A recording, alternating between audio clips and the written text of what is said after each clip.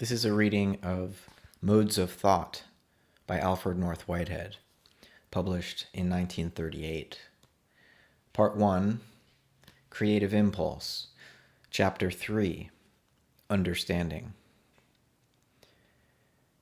In the two foregoing lectures, importance and expression have been discussed.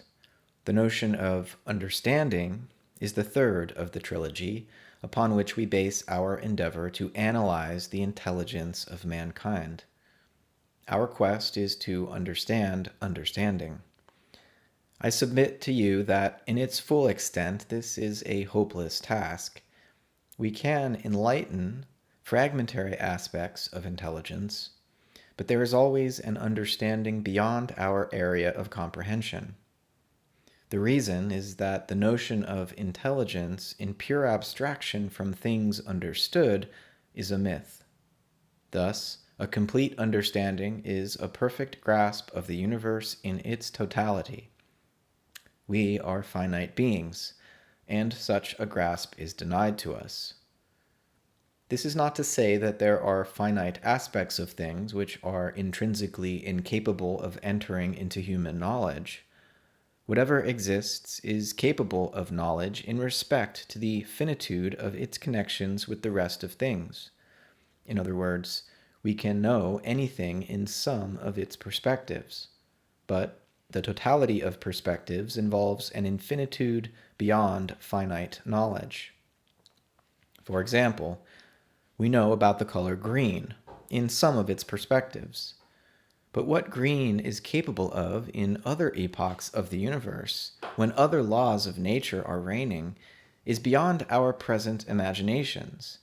And yet, there is nothing intrinsically impossible in the notion that, as years pass, mankind may gain an imaginative insight into some alternative possibility of nature, and may therefore gain understanding of the possibilities of green in other imagined epochs. There is a rhyme which fits onto the tradition respecting Dr. Whewell, who was master of Trinity College, Cambridge, about 80 years ago. The rhyme is well known and runs thus, quote, "I am master of this college, and what I know not is not knowledge." This attitude is always prevalent in the learned world. It sterilizes imaginative thought, and thereby blocks progress. In our discussion of understanding, this is the first heresy that I wish to combat. I am not attributing this heresy to Dr. Whewell, although he is said to have exhibited an arrogance, perhaps justified by his very extensive learning. My point is that understanding is never a completed, static state of mind. It always bears the character of a process of penetration, incomplete and partial. I fully admit that both aspects of understanding enter into our modes of thought. My thesis is that when we realize ourselves as engaged in a process of penetration, we have a fuller self-knowledge than when we feel a completion of the job of intelligence. Of course, in a sense, there is a completion, but it is a completion presupposing relation to some given undefined environment, imposing a perspective and awaiting exploration. Thus, we have a large knowledge of the color green, but this knowledge is limited by the perspective of the present epoch of the universe. It is relevant to a definite, unexplored immensity, and this immensity is only itself to be understood by its relevance to alternative immensities. Shelley, in a chorus of his dramatic poem, Hellas, writes, quote, "Worlds on worlds are rolling ever from creation to decay, like the bubbles on a river, sparkling, bursting, borne away." Amidst this passage of creation, understanding is limited by its finitude. Yet, amidst the infinity of things finite, there is nothing finite which is intrinsically denied to it. Such ignorance is accidental, and such possibility of knowledge discloses its relevance to unexplored aspects of things known. Any knowledge of the finite always involves a reference to infinitude. The specialization which is necessary for the development of civilized thought had in the last century a most unfortunate effect on the philosophic outlook of learned people, and thence on the development of institutions for the promotion of learning. The various departments of universities emphasized their independence of each other. Also, a university gained reputation in proportion to its expansion in terms of such subdivision. As science grew, minds shrank in width of comprehension. The 19th century was a period of great achievement, suggestive of an anthill. It failed to produce men of learning with a sensitive appreciation of varieties of interest, of varieties of potentiality.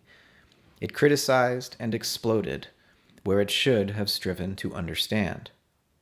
The detailed setting of its interest is, in every age, a crude mixture of depth of understanding and of triviality of setting, when looked at from beyond that age. And yet, to understand the nature of existence, we must grasp the essential character of that depth which, beyond all mistaken details, is the mainspring of the ascent of life discernible in its own age. And here another qualification must be added, namely, if ascent there be. The very Renaissance itself, of which the last century was the final phase, in the agonies of begetting its successor, carried in itself limitations which obstructed the proper expansion of intellectual interest. It was rooted in Greek learning, conceived as the only begetter of civilization. Undoubtedly, the debt of Europe to Greece is beyond words to express. But, after all, Grecian thought, even when expanded into Greek, Hebrew, Egyptian thought, only presents one finite aspect of the many-sided modes of importance which are pressing upon the outskirts of human consciousness. We must enlarge our effort at understanding. In the 19th century, the Greek scholars were somewhat narrower than the best of the Greeks. The Christian scholars were somewhat narrower than the best of the early popes, and the men of science were somewhat narrower than the founders of the study of mathematics and of physical science. The 19th century, in the aggregate, knew immeasurably more than the Greeks, and the popes, and the founders of science, all put together, but the moderns had lost the sense of vast alternatives, magnificent or hateful, lurking in the background, and awaiting to overwhelm our safe little traditions. If civilization is to survive, the expansion of understanding is a prime necessity. What is understanding? How can we characterize it? In the first place, understanding always involves the notion of composition. This notion can enter in one of two ways. If the thing understood be composite, the understanding of it can be in reference to its factors, and to their ways of interweaving so as to form that total thing. This mode of comprehension makes evident why the thing is what it is. The second mode of understanding is to treat the thing as a unity, whether or not it is capable of analysis, and to obtain evidence as to its capacity for affecting its environment. The first mode may be called the internal understanding, and the second mode is the external understanding. But this phraseology tells only part of the tale. The two modes are reciprocal. Either presupposes the other. The first mode conceives the thing as an outcome. The second mode conceives it as a causal factor. In this latter way of stating our meaning, we have drifted into the notion of understanding the process of the universe. Indeed, the presupposition of process seems ever to enter into our previous analysis. We can take these ways of explanation of meaning as applying to the understanding of the passage of nature. It is true that nothing is finally understood until its reference to process has been made evident. And yet, there is the understanding of ideal relationships in abstraction from reference to the passage of brute fact. In the notion of such relationships, there is no transition. For example, Throughout mathematics, in one sense, transition does not enter. The interconnections are displayed in their timeless eternity. It is true that the notions of time and of approach and of approximation occur in mathematical discourse, but as used in the science, the timefulness of time and the motion of approach are abstracted from. In mathematics, as understood, the ideal fact stands out self-evident. There is very little large-scale understanding, even among mathematicians. There are snippets of understanding, and there are snippets of connections between these snippets. These details of connection are also understood, but these fragments of intelligence succeed each other.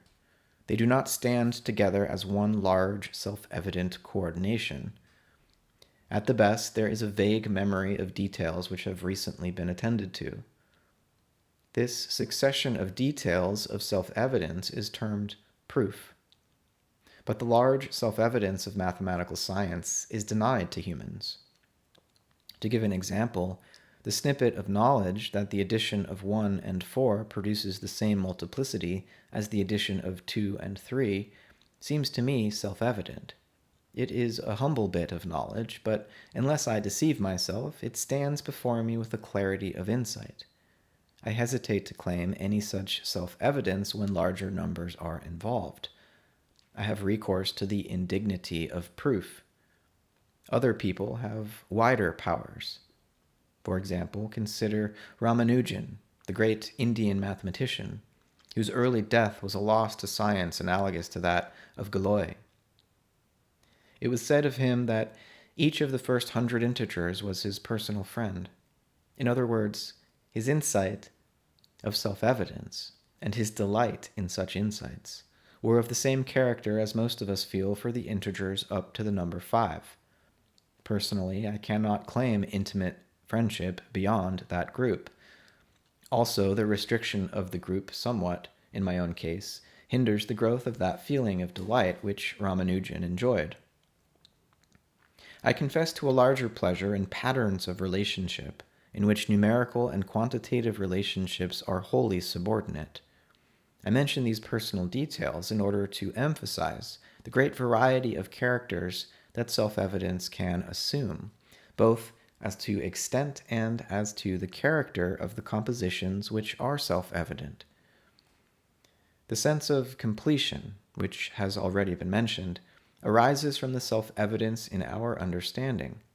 In fact, self-evidence is understanding. The sense of penetration, which also clings to our experience of intelligibility, has to do with the growth of understanding. To feel the completion apart from any sense of growth is in fact to fail in understanding, for it is a failure to sense dimly the unexplored relationships with things beyond. To feel the penetration without any sense of completion is also to fail in understanding. The penetration itself is then deficient in meaning. It lacks achievement. We now come to the notion of proof. The thesis that I am developing conceives proof, in the strict sense of that term, as a feeble second-rate procedure. When the word proof has been uttered, the next notion to enter the mind is half-heartedness. Unless proof has produced self-evidence, and thereby rendered itself unnecessary, it has issued in a second-rate state of mind, producing action devoid of understanding. Self-evidence is the basic fact on which all greatness supports itself, but proof is one of the roots by which self-evidence is often obtained. An example of this doctrine in philosophical writings, proof should be at a minimum. The whole effort should be to display the self-evidence of basic truths concerning the nature of things and their connection. It should be noticed that logical proof starts from premises, and that premises are based upon evidence. Thus, evidence is presupposed by logic. At least, it is presupposed by the assumption that logic has any importance. Philosophy is the is the attempt to make manifest the fundamental evidence as to the nature of things. Upon the presupposition of this evidence, all understanding rests.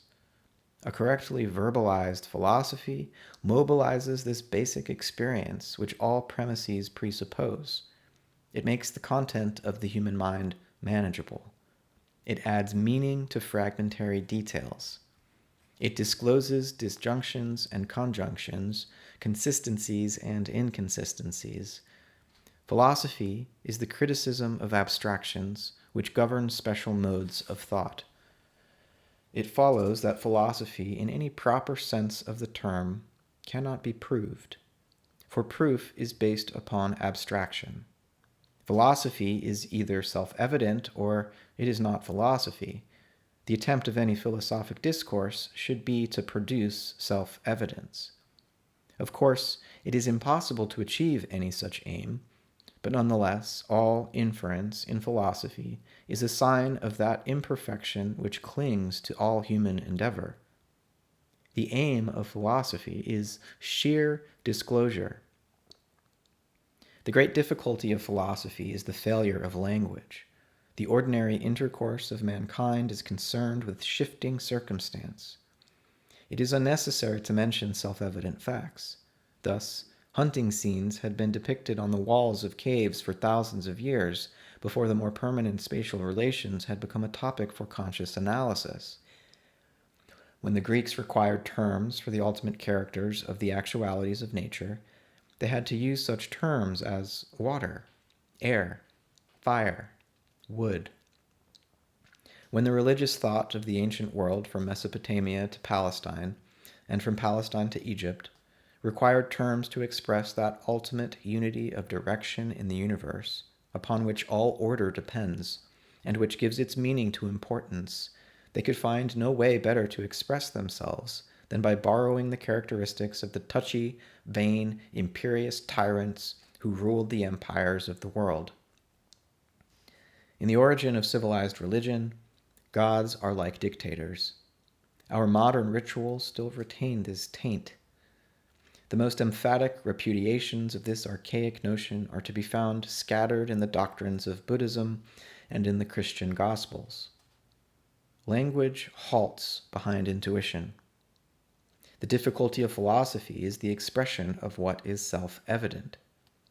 Our understanding outruns the ordinary usages of words. Philosophy is akin to poetry. Philosophy is the endeavor to find a conventional phraseology for the vivid suggestiveness of the poet. It is the endeavor to reduce Milton's licendas to prose, and thereby to produce a verbal symbolism manageable for use in other connections of thought. This reference to philosophy illustrates the fact that understanding is not primarily based on inference. Understanding is self-evidence. But our clarity of intuition is limited, and it flickers. Thus, inference enters as means for the attainment of such understanding as we can achieve. Proofs are the tools for the extension of our imperfect self-evidence. They presuppose some clarity, and they also presuppose that this clarity represents an imperfect penetration into our dim recognition of the world around. The world of fact, the world of possibility, the world as valued, the world as purposed. At this point of our discussion, another aspect of things claims explicit recognition. It is a general character whose special forms are termed variously disorder, evil, error. In some sense or other, things go wrong, and the notion of correction from worse to better, or the notion of decay from better to worse, enters into our understanding of the nature of things. It is a temptation for philosophers that they should weave a fairy tale of the adjustment of factors, and that as an appendix introduce the notion of frustration as a secondary aspect. I suggest to you that this is the criticism to be made on the monistic idealisms of the 19th century and even of the great Spinoza. It is quite incredible that the absolute, as conceived in monistic philosophy, should evolve confusion about its own details. There is no reason to hold that confusion is less fundamental than is order. Our task is to evolve a general concept which allows room for both, and which also suggests the path for the enlargement of our penetration. My suggestion is that we start from the notion of two aspects of the universe.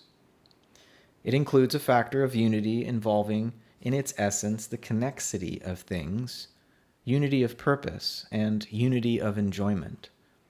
The whole notion of importance is referent to this ultimate unity. There is also equally fundamental in the universe a factor of multiplicity. There are many actualities, each with its own experience, enjoying individually and yet requiring each other.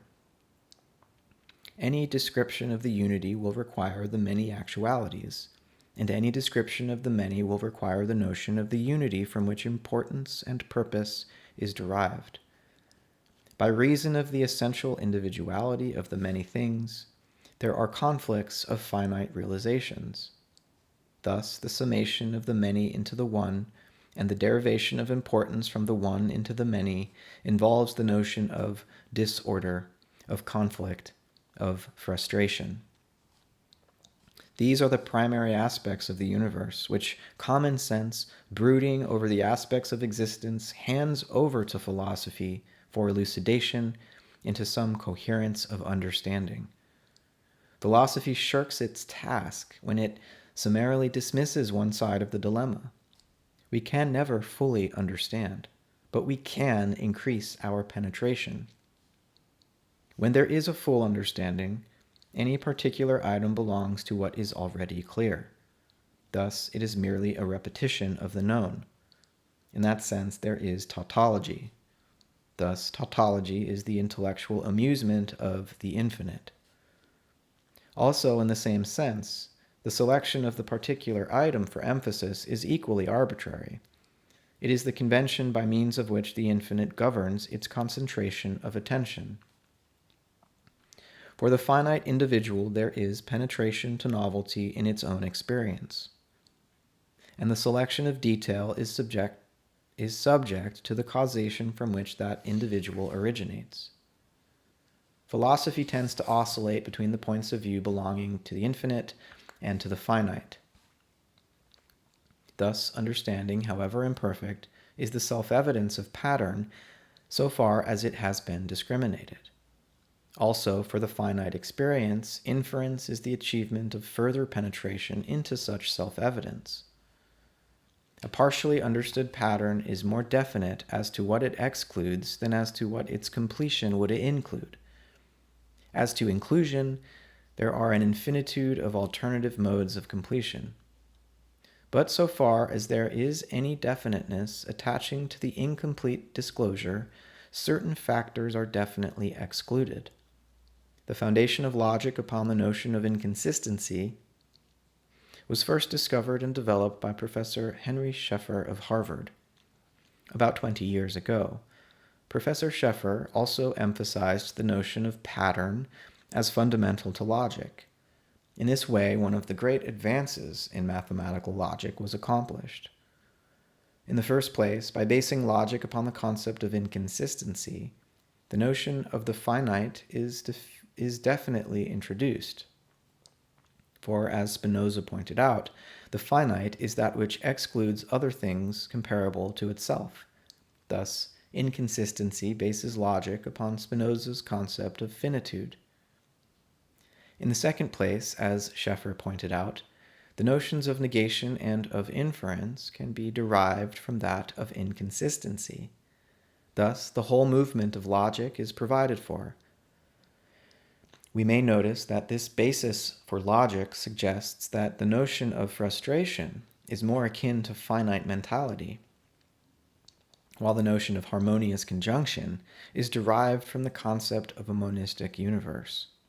It is for philosophy to coordinate the two aspects which the world presents.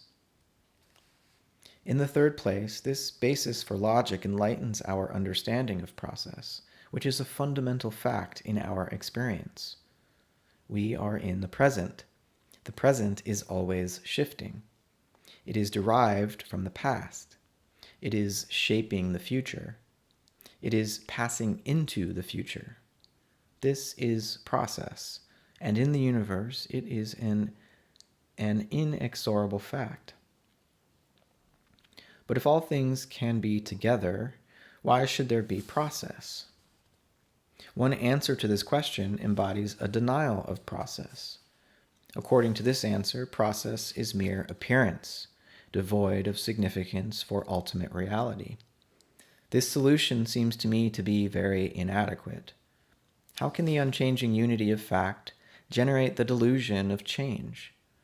Surely the satisfactory answer must embody an understanding of the interweaving of change and permanence, each required by the other. This interweaving is a primary fact of experience. It is at the base of our concepts of personal identity, of social identity, and of all sociological functionings. Meanwhile, another aspect of the relationship between inconsistency and process must now occupy us. Inconsistency is the fact that the two states of things which constitute the respective meanings of a pair of propositions cannot exist together. It denies a possible conjunction between these meanings. But these meanings have been brought together in the very judgment of inconsistency. This is the sort of perplexity that Plato alluded to when he makes one of his characters say, quote, "Not being is a sort of being." The conclusion that I draw is that the word together, and indeed all words expressive of conjunction in general, without definite specification, are very ambiguous. For example, the little word "and" is a nest of ambiguity.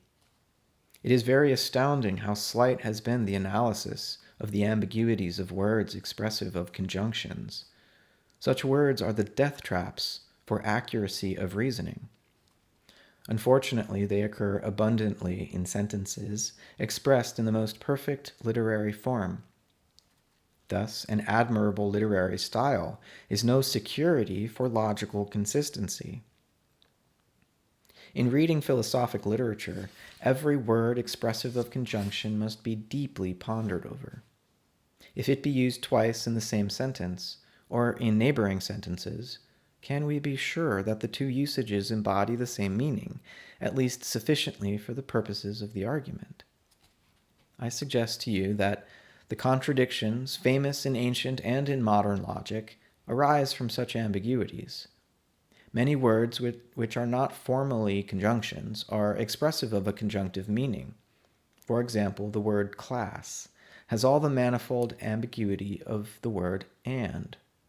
The understanding of pattern and of the conjunctions involved in various patterns depends upon the study of such ambiguities. On this topic, philosophic literature is very simple-minded. So many vigorous and cogent arguments fall into this trap. We must now return to the topic of inconsistency and process.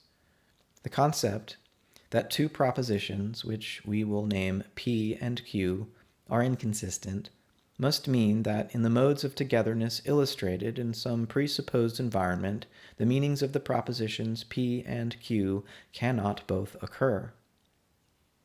Neither meaning may occur, or either may occur, but not both. Now, process is the way by which the universe escapes from the exclusions of inconsistency. Such exclusions belong to the finitude of circumstance. By means of process, the universe escapes from the limitations of the finite. Process is the immanence of the infinite in the finite, whereby all bounds are burst and all inconsistencies dissolved. No specific finitude is an ultimate shackle upon the universe. In process, the finite possibilities of the universe travel towards their infinitude of realization. In the nature of things, there are no ultimate exclusions expressive in logical terms. For if we extend the stretch of our attention throughout the passage of time, two entities which are inconsistent for occurrence on this planet during a certain day in the long past are inconsistent during another day in more recent past. These two entities may be consistent when we embrace the whole period involved, one entity occurring during the earlier day and the other during the later day. Thus, inconsistency is relative to the abstraction involved. An easy intellectual consistency can be attained, provided that we rest content with high abstraction. Pure mathematics is the chief example of success by adherence to such rigid abstraction. Again, the importance of mathematics, as finally disclosed in the 16th and 17th centuries, illustrates the doctrine that the advance of the finite human understanding requires the adherence to some judicious abstraction and the development of thought within that abstraction.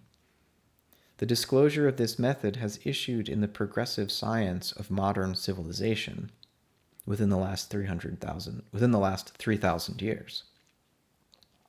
But the discovery has been gradual, and the method is even now imperfectly understood. Learned people have handled the specialization of thought with an incredible lack of precaution. It is almost universally assumed that the growth of a specialism leaves unaffected the presuppositions as to the perspective of the environment which were sufficient for the initial stages. It cannot be too clearly understood that the expansion of any special topic changes its whole meaning from top to bottom. As the subject matter of a science expands, its relevance to the universe contracts, for it presupposes a more strictly defined environment. The definition of the environment is exactly what is omitted from special abstraction. Such definition is an irrelevance. It is irrelevant because it requires an understanding of the infinitude of things. It is therefore impossible. All that we can do is make an abstraction, to presuppose that it is relevant, and to push ahead within that presupposition. This sharp division between the clarity of finite science and the dark universe beyond is itself an abstraction from concrete fact. Take, for example, we can explore our presuppositions. Take the special case of natural science. We presuppose geometry. But what sort of geometry? There are many kinds. In fact, there are an indefinite number of alternative geometries. Which one are we to choose? We all know that this is a topic which has bothered or elated physical science during the last 30 years. At last, the great scientists are coming to conclusions which we will all accept. And yet, a skeptical doubt intrudes. How do we know that only one geometry is relevant to the complex happenings of nature? Perhaps a three-dimensional geometry is relevant to one sort of occurrences, and a 15-dimensional geometry is required for another sort. Of course, our more obvious sense perceptions seem to clamor for 3 dimensions, especially sight. On the other hand, sound, though voluminous, is very vague as to the dimensions of its volumes, as between 3 or 15, for instance. Also, any change in scale, to the very small or the very large, makes surprising changes in the characters of the happenings disclosed, so far as we can observe. We have developed very special types of sensory observation, and in consequence, we are wedded to a correspondingly special set of results. True enough if we introduce the proper limitations. But as our science expands, the area of relationship to other aspects of nature becomes increasingly important. Perhaps our knowledge is distorted, unless we can comprehend its essential connection with happenings which involve spatial relationships of 15 dimensions. The dogmatic assumption of the trinity of nature as its sole important dimensional aspect has been useful in the past. It is becoming dangerous in the present. In the future, it may be a fatal barrier to the advance of knowledge. Also, this planet, or this nebula in which our sun is placed, may be gradually advancing toward a change in the general character of its spatial relations. Perhaps in the dim future, mankind, if it then exists, will look back to the queer, contracted three-dimensional universe from which the nobler, wider existence has emerged. These speculations are, at present, neither proved nor disproved. They have, however, a mythical value. They do represent how concentration on coherent verbalizations of certain aspects of human experience may block the advance of understanding. Too many apples from the tree of systematized knowledge lead to the fall of progress. The sense of advance, of penetration, is essential to sustain interest. Also, there are two types of advance. One is the advance in the use of assigned patterns for the coordination of an increased variety of detail. But the assignment of the type of pattern restricts the choice of details. In this way, the infinitude of the universe is dismissed as irrelevant. The advance which has started with the freshness of sunrise degenerates into a dull accumulation of minor feats of coordination. The history of thought and the history of art illustrate this doctrine. We cannot prescribe the pattern of progress. It is true that advance is partly the gathering of details into assigned patterns. This is the safe advance of dogmatic spirits, fearful of folly. But history discloses another type of progress, namely the introduction of novelty of pattern into conceptual experience. In this way, details hitherto undiscriminated or dismissed as casual irrelevancies are lifted into coordinated experience. There is a new vision of the great beyond. Thus, understanding has two modes of advance: the gathering of detail within assigned pattern, and the discovery of novel pattern with its emphasis on novel detail. The intelligence of mankind has been halted by dogmatism as to pattern of connection. Religious thought, aesthetic thought, the understanding of social structures, the scientific analysis of observation have alike been dwarfed by this fatal virus. It entered European thought at the very beginning of its brilliant foundation. Epicurus, Plato, Aristotle were alike convinced of the certainty of various elements in their experience in the exact form in which they understood them. They were unaware of the perils of abstraction. Later on, in his critique of pure reason, Kant gave a masterly exposition of the reasons why we should be so certain. There was a concurrence of genius as to this certainty. It is a tragedy of history that in the sense in which these great men held these beliefs, not one of their doctrines has survived the wider knowledge of the last 2 centuries. Mathematics is not true in the sense in which Plato conceived it. Sense data are not clear, distinct, and primary in the sense in which Epicurus believed. The history of thought is a tragic mixture of vibrant disclosure and of deadening closure. The sense of penetration is lost in the certainty of completed knowledge. This dogmatism is the antichrist of learning. In the full concrete connection of things, the characters of the things connected enter into the character of the connectivity which joins them. Every example of friendship exhibits the particular characters of the 2 friends. 2 other people are inconsistent in respect to that completely defined friendship. Again, the colors in a picture form a composition, which is partly geometrical. If we merely consider the abstract geometrical relationship, a patch of color can be substituted for a patch of blue. In this geometrical abstraction, the red is just as consistent with the remaining patches of colors as was the blue. But if we consider the picture more concretely, perhaps a masterpiece has been ruined.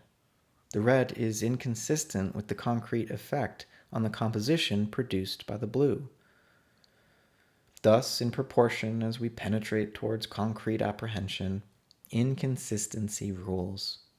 Namely, all entities, except one, are inconsistent with the production of the particular effect which the one entity would produce. In proportion to our relapse toward abstraction, many entities will alternatively produce the same abstract effect. Thus, consistency grows with abstraction from the concrete. There is thus an ambiguity in the notion of inconsistency. There is the sheer difference produced by the distinction between entities. If the patch be scarlet, it cannot also be pale blue.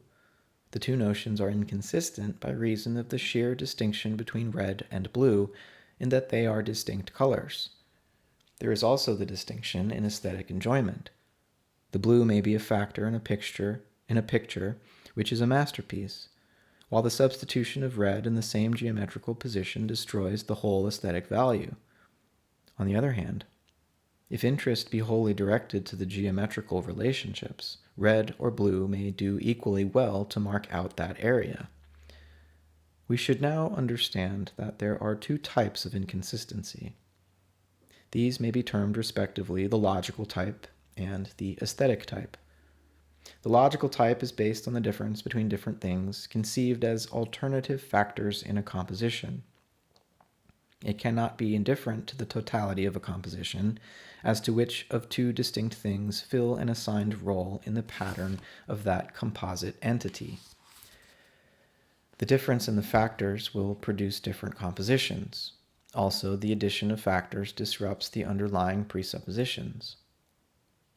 We can never understand a composition in its full concrete effectiveness for all possibilities of environment.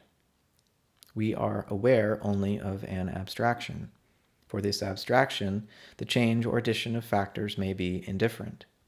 There is always a nemesis hanging over the equivalence or consistency of different things. As we enlarge self-evidence, the abstraction shrinks, and our understanding penetrates towards the concrete fact. Thus, sooner or later, growth in knowledge leads to the evidence of antagonism involved in difference. The doctrine of understanding, as developed in this lecture, applies beyond logic. The aesthetic experience is another mode of the enjoyment of self-evidence. This conclusion is as old as European thought. The relation of the mathematical doctrine of proportion in its application to music and to architecture excited interest in the Pythagorean and Platonic schools. Also, the feeling widespread among mathematicians that some proofs are more beautiful than others should excite the attention of philosophers.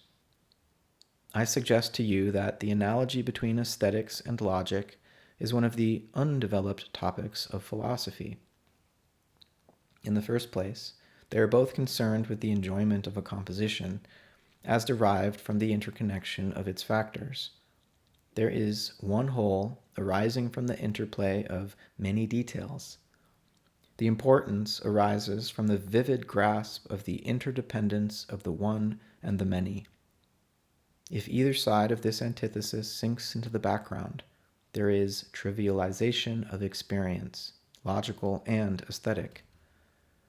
The distinction between logic and aesthetics consists in the degree of abstraction involved. Logic concentrates attention upon high abstraction, and aesthetics keeps as close to the concrete as the necessities of finite understanding permit. Thus, logic and aesthetics are at the two extremes of the dilemma of the finite mentality in its partial penetration of the infinite. Either of these topics can be considered from 2 points of view. There is the discovery of a logical complex, and the enjoyment of that complex when discovered. Also, there is the construction of an aesthetic composition, and the enjoyment of that composition when composed. This distinction between creation and enjoyment must not be overstressed, but it is there, and the close of this lecture is concerned with the enjoyment and not with the creation.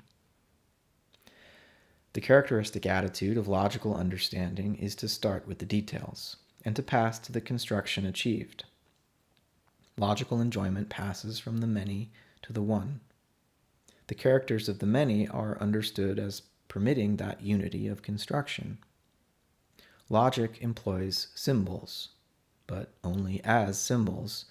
For example, the difference in the spacing of the lines, in the width of the margin, in the size of the page, octavo or quarto or duodecimo, has not as yet entered into the symbolism. The understanding of logic is the enjoyment of the abstracted details as permitting that abstract unity. As the enjoyment develops, the revelation is the unity of the construct. We are facing a possibility for the universe, namely how the abstract in its own nature harbors that approach to concretion. Logic starts with primitive ideas and puts them together. The movement of aesthetic enjoyment is in the opposite direction. We are overwhelmed by the beauty of the building, by the delight of the picture, by the exquisite balance of the sentence. The whole precedes the details. We then pass to discrimination, as, in a moment, the details force themselves upon us as the reasons for the totality of the effect. In aesthetics, there is a totality disclosing its component parts. In the history of European thought, the discussion of aesthetics has been almost ruined by the emphasis upon the harmony of the details. The enjoyment of Greek art is always haunted by a longing for the details to exhibit some rugged independence apart from the oppressive harmony. In the greatest examples of any form of art, a miraculous balance is achieved. The whole displays its component parts, each with its own value enhanced, and the parts lead up to a whole which is beyond themselves and yet not destructive of themselves. It is, however, remarkable how often the preliminary studies of the details, if preserved, are more interesting than the final details as they appear in the completed work. Even the greatest works of art fall short of perfection. By reason of the greater concreteness of the aesthetic experience, it is a wider topic than that of the logical experience. Indeed, when the topic of aesthetics has been sufficiently explored, it is doubtful whether there will be anything left over for discussion. But this doubt is unjustified, for the essence of great experience is penetration into the unknown, the unexperienced. Both logic and aesthetics concentrate on the closed fact. Our lives are passed in the experience of disclosure. As we lose this sense of disclosure, we are shedding that mode of functioning which is the soul. We are descending to mere conformity with the average of the past. Complete conformity means the loss of life. There remains the barren existence of inorganic nature. In the 3 lectures now concluded, the assemblage of these ideas, most fundamental for philosophic thought, has been attempted. The systematization has been of the slightest, and under the guise of 3 headings, a variety of notions has been introduced. There is one moral to be drawn. Apart from detail and apart from system, a philosophic outlook is the very foundation of thought and of life. The sort of ideas we attend to, and the sort of ideas which we push into the negligible background, govern our hopes, our fears, our control of behavior. As we think, we live. This is why the assemblage of philosophic ideas is more than a specialist study. It molds our type of civilization.